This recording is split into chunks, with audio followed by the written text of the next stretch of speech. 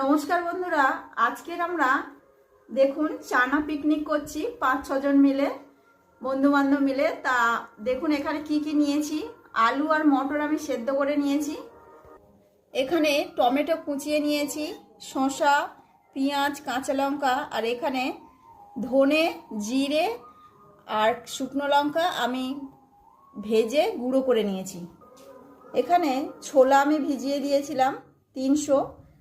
আর এখানে আমি পাতিলেবু কেটে নিয়েছি একটা গোটা, এটা আমি টক জল করে নিয়েছি।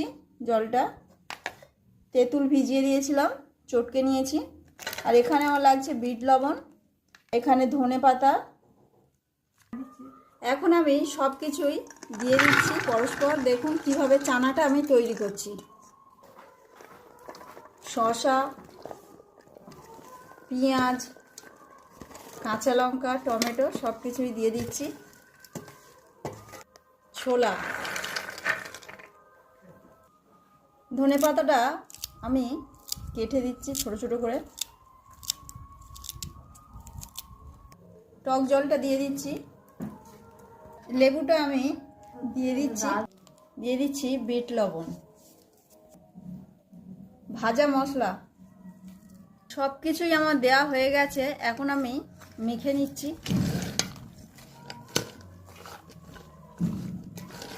চানা মাখানো হয়ে গিয়েছে, এখন আমরা খাবো।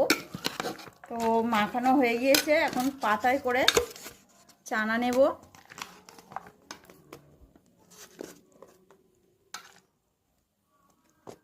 দেখুন বন্ধুরা, আমি বাটিতে 5 জন আমরা আছি, 5টা বাটিতে দিয়েছি। একটা বাচ্চা আছে, ওই জন্যই বাচ্চাটার জন্য এটা নিয়েছি।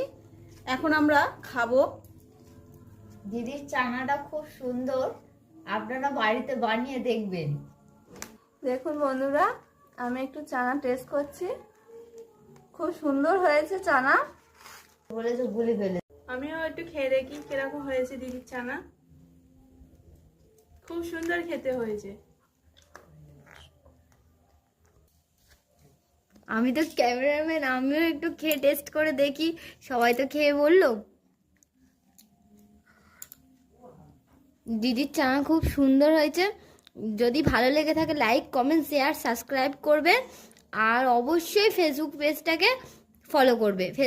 ফেসবুক পেজের নাম আছে রিঙ্কুর রান্না।